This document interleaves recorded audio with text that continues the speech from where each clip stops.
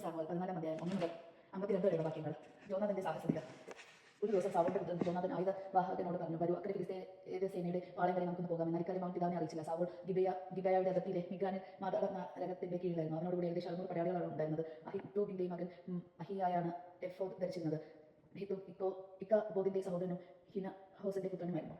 ഷീലോയിൽ കർത്താവിന്റെ പുരോഹിതനായിരുന്ന ഏലിയുടെ പുത്രനാണ് ഫിനെഹാസ്. ജോനാഥൻ പോയ വിവരം ജനം അറിഞ്ഞിരുന്നില്ല. ജോനാഥൻ ഫിലിസ്തീയ സൈന്യത്തിന്റെ നേരെ ചെല്ലാൻ നോക്കിയ വഴിയിലൂടെ അപ്പുറവും ഇപ്പുറവും കടും തൂക്കായ ഓരോ പാറ ഉണ്ടായിരുന്നു. ഒന്ന് ബോസസ്, മറ്റേത് സേന. ഒന്ന് മിക്മാഷിന് അഭിമുഖമായി വടക്ക് വശത്തും മറ്റേത് ഗബായിക്ക് അഭിമുഖമായി തെക്ക് വശത്തും ഉയർന്നു നിന്നിരുന്നു. ജോനാഥൻ ആയുധവാഹകനായ യുവാവിനോട് പറഞ്ഞു, വരിക, നമുക്ക് ഈ അപരിചിതരായ സൈന്യത്തിന്റെ നേരെ ചെല്ലാം. കർത്താവ് നമുക്ക് വേണ്ടി പ്രവർത്തിക്കാതിരിക്കുമോ? ആളെ എല്ലാവരും കുറഞ്ഞാലും കർത്താവിന് രക്ഷിക്കാൻ തടസ്സമില്ലല്ലോ.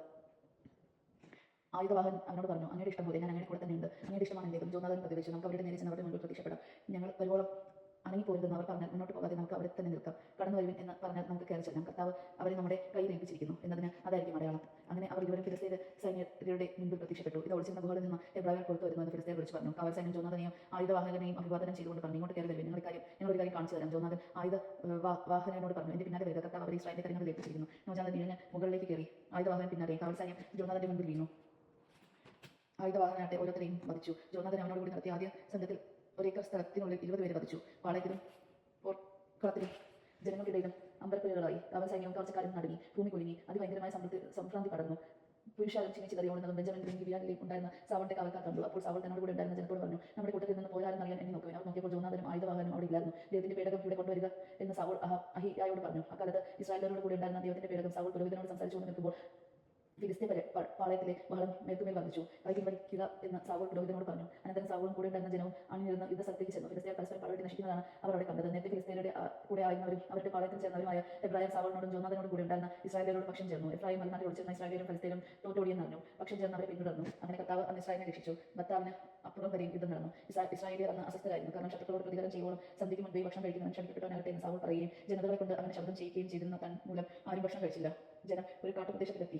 അവിടെ തേൻകട്ടകൾ നിലത്ത് വീണ് കിടപ്പുണ്ടായിരുന്നു. കാട്ടിൽ കടന്നപ്പോൾ തേനിട്ട് വീഴുന്നത് അവർ കണ്ടു. എന്നാൽ ശബ്ദം മൊത്തവരാരും ഒരു തുള്ളി തേൻ പോലും കഴിച്ചില്ല. ജോനാഥനാകട്ടെ തന്റെ പിതാവ് ജനത്തെ കൊണ്ട് ശബ്ദം ചെയ്യിപ്പിച്ച വിവരം അറിഞ്ഞിരുന്നില്ല. അതിനാൽ അവൻ കയ്യിലുണ്ടായിരുന്ന വടിയുടെ അഗ്രം തേൻകട്ടയിൽ മുക്കി അത് ഭക്ഷിച്ചു. ഉടനെ അവന്റെ കണ്ണ് പ്രകാശിച്ചു. അപ്പോൾ ഒരുവൻ വന്ന് പറഞ്ഞു, ഇന്ന് എന്തെങ്കിലും ഭക്ഷിക്കുന്നവൻ ശപിക്കപ്പെട്ടവനാകട്ടെ എന്ന് നിന്റെ പിതാവ് ജനത്തെ കൊണ്ട് ശബ്ദം ചെയ്യിച്ചിട്ടുണ്ട്. അവർ ക്ഷീണിച്ചും ഇരിക്കുന്നു. ജോനാഥൻ പ്രതിവദിച്ചു, എന്റെ പിതാവ് വിദേശത്തെ കഷ്ടത്തിലാക്കിയിരിക്കുന്നു. അല്പം തേൻ കഴിച്ചപ്പോൾ എന്റെ കണ്ണ് തെളിഞ്ഞത് കണ്ടില്ലേ? ശത്രുക്കളിൽ നിന്ന് പിടിച്ചെടുത്ത ഭക്ഷണ സാധനങ്ങൾ ജനം വേണ്ടോളം ഭക്ഷിച്ചിരുന്നെങ്കിൽ എത്രയും നന്നായിരുന്നു. ഫലിസ്തീനെ എത്രയോ അധികം കൊന്നെടുക്കുവാൻ സാധിക്കുമായിരുന്നു. അവർ ഫലിസ്തീനെ മിക്മാഷ് മുതൽ അയാൻലോം വരെ അനുധാവനം ചെയ്ത് സംഭരിച്ചു. ജനം അത്യധികം ക്ഷീണിച്ചിരുന്നു. അവർ കൊള്ളവസ്തുക്കളായ ആടുമാടുകളെയും കിടാങ്ങളെയും പാനജനം പിടിച്ച് നിരത്തടിച്ച് കൊന്ന് രക്തത്തോടെ ഭക്ഷിച്ചു. അവർ സാവോളിനോട് പറഞ്ഞു, രക്തത്തോടുകൂടി ഭക്ഷിക്കാൻ ജനം കർത്താവിനെതിരെ പാപം ചെയ്തിരിക്കുന്നു. സാവോൾ പറഞ്ഞു, നിങ്ങൾ അവിശ്വസ്തത കാണിച്ചിരിക്കുന്നു. വലിയൊരു കല്ല് എന്റെ അടുക്കൽ ഉരുട്ടി കൊണ്ടുവരുവിൻ. ഓരോരുത്തരും അവനവന്റെ കാളയോ ആടിനെ ഇവിടെ കൊണ്ടുവന്ന് കൊന്നു തിന്നാനും രക്തത്തോടു കൂടി ഭക്ഷിച്ച് കർത്താവിനെതിരെ പാപം ചെയ്യാതിരിക്കാനും നിങ്ങൾ എല്ലാ ജനങ്ങളോടും പറയുവിൻ. എന്ന് രാത്രി ഓരോരുത്തരെയും കാളകളെ കൊണ്ടുവന്ന് അവിടെ വെച്ച് കൊന്ന സാവോൾ കർത്താവിന് ഒരു ബലിപീഠമുണ്ടാക്കി. അവൻ പണിയിച്ച ആദ്യത്തെ ബലിപീഠമാണത്. സാവോൾ പറഞ്ഞു, നമുക്ക് രാത്രിയിൽ ഫിലിസ്തീയരെ പിന്തുടർന്ന് പ്രഭാതം വരെ കൊള്ളയടിക്കുകയും സകലരെയും കൊന്നടക്കുകയും ചെയ്യാം. അങ്ങേക്ക് ഉചിതമെന്ന് തോന്നുന്നത് ചെയ്യുക എന്ന് ജനം മറുപടി പറഞ്ഞു. എന്നാൽ പുരോഹിതൻ നമുക്ക് ദൈവത്തോട്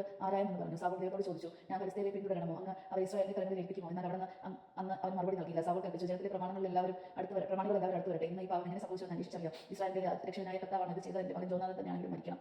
ആരും ഉത്തരം പറഞ്ഞില്ല. അവൻ എല്ലാ ഇസ്രായേലിനോടുമായി പറഞ്ഞു, നിങ്ങൾ മറുഭാഗത്ത് നിൽക്കുവിൻ, ഞാനും എന്റെ മകൻ ജോനാഥൻ മറുഭാഗത്ത് നിൽക്കാം. നിന്റെ ഇഷ്ടം പോലെ ആവട്ടെ എന്ന് ജനം പറഞ്ഞു. സാവോൾ അപേക്ഷിച്ചു, ഇസ്രായേലിന്റെ ദൈവമായ കർത്താവേ, ഇന്ന് അങ്ങയുടെ ദാസനോട് ഉത്തരം പറയാത്തത് ഈ പാവം എന്റേതോ എന്റെ മകൻ ജോനാഥന്റെ ആണെങ്കിൽ ഇസ്രായേലിന്റെ ദൈവമായ കർത്താവേ, എന്ന ഈറിയും കൊണ്ട് ഇസ്രായേൽ ജനത്തിന്റെ തുമ്മിക്കൊണ്ട് ഒരു അടയാളം കാണിക്കണം. ജോനാഥൻ സാവോളും കുറ്റക്കാരായി കാണപ്പെട്ടു. ജനം രക്ഷപ്പെട്ടു. സാവോൾ പറഞ്ഞു, എന്നെ എന്റെ മകൻ ജോനാഥന്റെ പേരിൽ കുറിയിടുവിൻ. കുറി ജോനാഥന്റെ പേരിൽ വീണു. സാവോൾ ജോനാഥനോട് ചോദിച്ചു, എന്താണ് ചെയ്തത്? എന്നോട് പറയുക. ജോനാഥൻ പറഞ്ഞു, എന്റെ കയ്യിലുണ്ടായിരുന്ന വടിയുടെ അഗ്രം മുഖ്യത്തെയും ഞാൻ രുചിച്ചു. ഞാൻ ഇതാ മരിക്കാൻ തയ്യാറാണ്. ജോനാഥൻ നീ വിധിക്കപ്പെടുന്നുണ്ടെങ്കിൽ ദൈവം നിന്നെ ശിക്ഷിക്കട്ടെ, വധിക്കപ്പെടുന്നില്ലെങ്കിൽ ദൈവം നിന്നെ ശിക്ഷിക്കട്ടെ. അപ്പോൾ ജനം സാവോളിനോട് പറഞ്ഞു, ഇസ്രായേലിന് വൻ വിജയം നേടിക്കൊടുത്ത ജോനാഥൻ മരിക്കണമെന്നോ? അത് പാടില്ല, കർത്താവാണ് സത്യം. അവൻ തലയിൽ ഒരു മുടി പോലെ നിരത്ത് വീണുകൂടാ. അവൻ ദൈവേഷ്ടമാണ് ഇന്ന് പ്രവർത്തിച്ചത്. അങ്ങനെ ജനം ജോനാഥനെ രക്ഷിച്ചു. അവൻ വധിക്കപ്പെട്ടില്ല. സാവോൾ ഫലിസ്തീയരെ പിന്തുടരാതെ മടങ്ങി ഫലിസ്തീയരാകട്ടെ തങ്ങളുടെ സ്ഥലത്തേക്ക് പോയി. ഇസ്രായേലിന്റെ രാജാവായതിനു ശേഷം നെബേവാർ, അമ്യോർ, എദ്യോമെർ, സൊബോ രാജാക്കന്മാർ ഫലിസ്തീയർ എന്നിങ്ങനെ ചുറ്റുമുള്ള ശത്രുക്കളുടെ എല്ലാം സാവോൾ പൊരുതി.